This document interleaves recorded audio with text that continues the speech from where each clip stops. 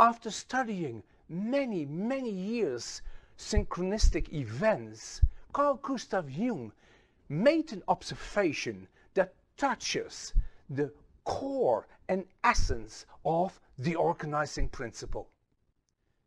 For Jung, it was not only possible, but fairly probable even, that psyche and matter are two different aspects of one and the same thing. Let's have a closer look at this. Here you see the one and the same thing that generates synchronistic events. It lives outside our 3D reality, is not held by space, time or causality, and is connected to absolute knowledge.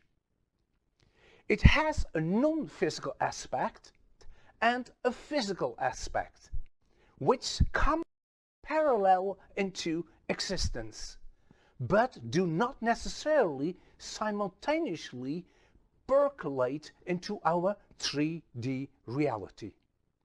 When both aspects do enter our 3D reality, we perceive them as separate, which is amplified by the fact that both aspects do not necessarily enter our 3D reality simultaneously or in a specific order.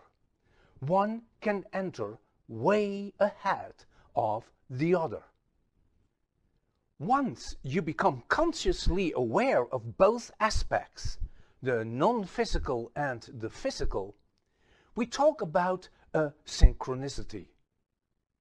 The two aspects, the non-physical and the physical, have a meaningful connection through the one and the same thing, but they do not have a causal connection, meaning you cannot say that one aspect is caused by the other aspect or the other way around. Think of an antique cannon. When a shot is fired, the cannonball can be seen flying and a loud bang can be heard. The flying of the cannonball and the loud bang are meaningful connected. But one cannot say that the one is causing the other one. You cannot say that the cannonball is flying because of the loud bang, or that the loud bang is sounding because the cannonball is flying. Still, both are meaningful connected. And in this case, the connection is gunpowder. The gunpowder is the one and the same thing. By igniting it, the cannonball flies and a loud bang sounds. Now, in case of the cannonball and the loud bang, we experience both of them more or less at the same time. With synchronistic events, this is usually not the case. The non-physical can appear first and only later the physical aspect. For instance, you think of a friend and moments later that friend calls. Or the other way around. The physical can precede the non-physical. First a card is drawn and then it is guessed. Since time and space are not relevant factors, situations can come about whereby, in our perception, effects work backwards in time. Our present impacting the past, and the future influencing the now, our present. But do realize that time is not a relevant factor, and it's only in our perception that this strange time effect happens.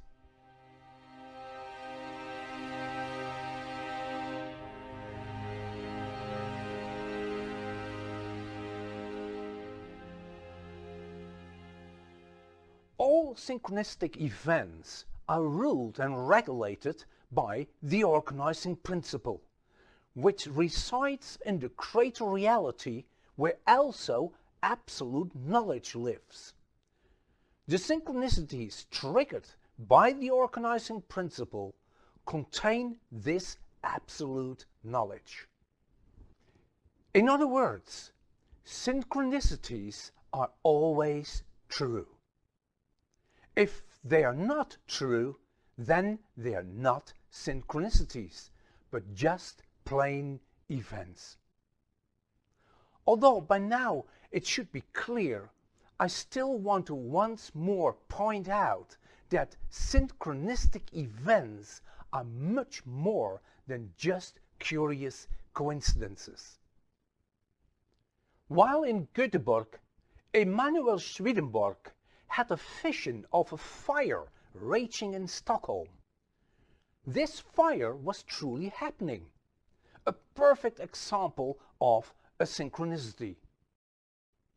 Another example is Marinus Dijkshoorn, who had a vision of a man hanging himself in a barn, which 2 days later happened exactly as Dijkshoorn had seen it.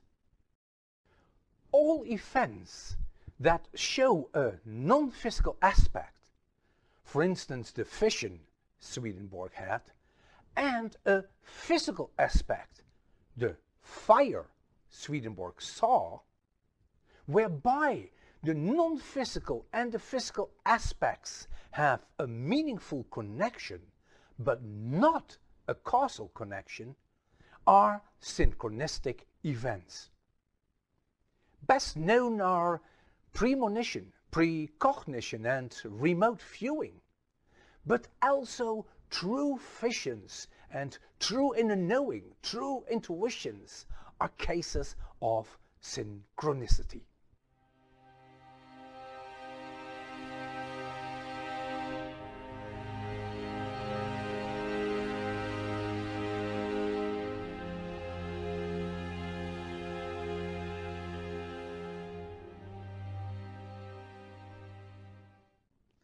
Our mind can be divided into 3 realms: the conscious, the subconscious and the unconscious.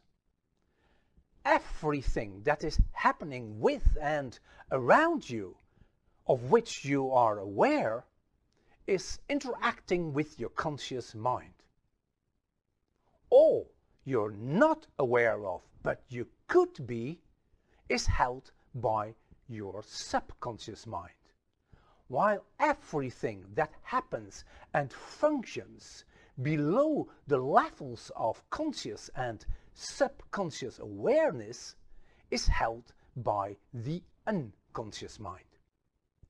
The contents of this unconscious mind is always pure and true, and is known as absolute knowledge. No filtering, no interpretations, and no judgments.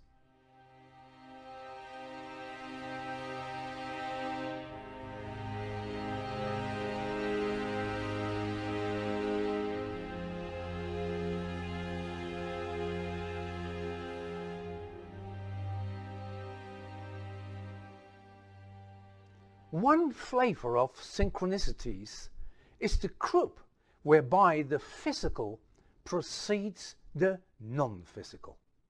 For instance, you suddenly know the answer or solution to a question or problem you were already carrying around with you.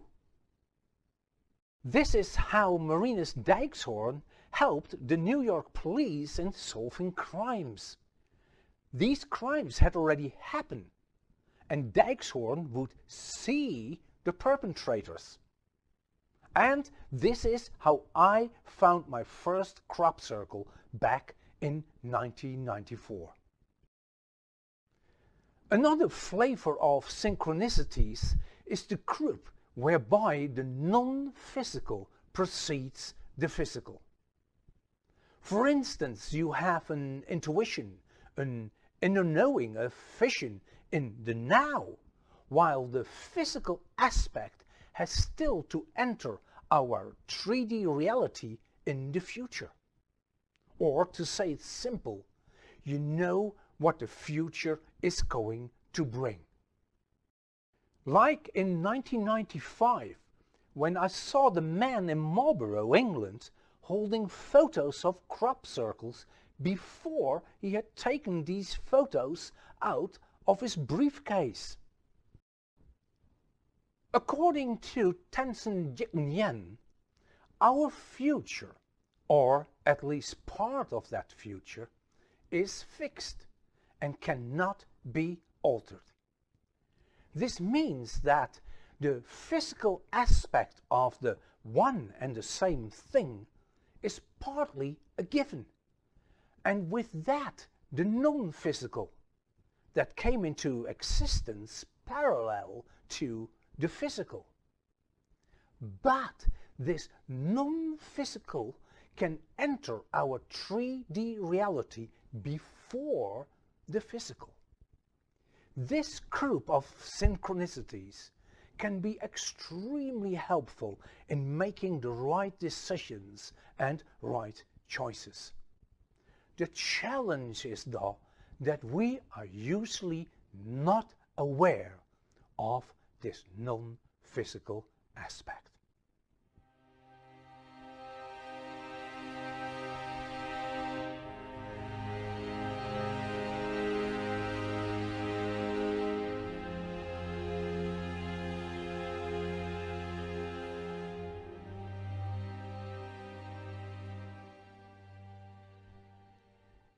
Many synchronicities in our life are events whereby we spontaneously make a connection with our unconscious mind and let part of its timeless contents flow into our conscious mind. We become aware of the synchronicity. Although synchronicities happen usually spontaneously, you can influence the flow of absolute knowledge from the unconscious mind into the conscious mind by stimulating the organizing principle to take care of just that. One way to achieve this is by using the language the organizing principle is familiar with, and that is the language of shapes and geometries. At the core of these shapes and geometries used by the organizing principle is a mathematical phenomenon called squaring the circle. This is the combination of a square and a circle whereby the perimeter of the square is identical to the circumference of the circle, or whereby the surface areas of the square and the circle are identical. Some people find this logical because for them the square stands for the physical and the circle for the non-physical. True or not, fact is that it works, even on a subliminal level, meaning it functions below the levels of conscious and subconscious awareness.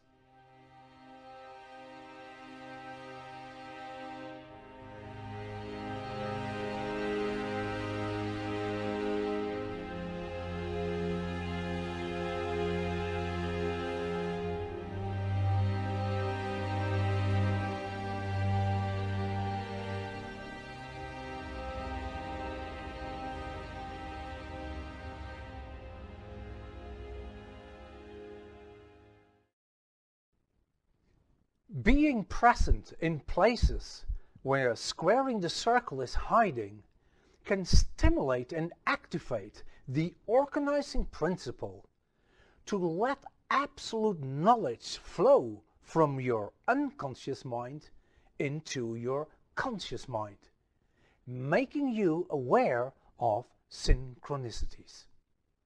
Your state of mind is crucial in all of this. If your state of mind is in the wrong place, none of the above will happen. As Carl Gustav Jung demonstrated with the mandalas of his patients, our state of mind can express itself in shapes and geometries. But, as we have seen, it also works the other way around. Shapes, geometries, and especially squaring the circle, the language of the organizing principle, can impact and influence our state of mind, even on a subliminal level. As I've shown many times, these shapes and geometries, and especially the powerful squaring the circle, can be found in crop circles, in Stonehenge, Avebury, in cathedrals like the Hagia Sophia, on squares like St. Peter's Square, and even in the landscape of England. Being in and at these places makes it very easy to open up to synchronicities. Visions will happen, spontaneous cases of remote viewing. You will see glimpses of your future, making it easy to make the right decisions. And you will meet, by coincidence, the right people at the right moment. This is the main reason why I organize tours to England, where so much of the above can be found.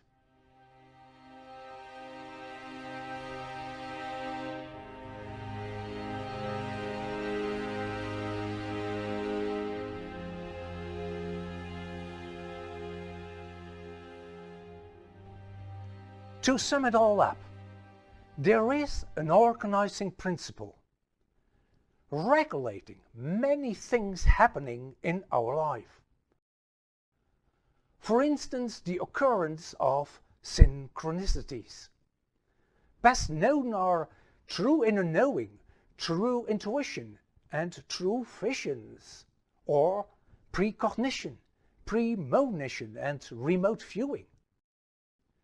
And although all these can happen spontaneously, shapes, geometries, and especially squaring the circle, the language of the organizing principle, can, even on a subliminal level, help you to become quicker and better aware of these synchronicities.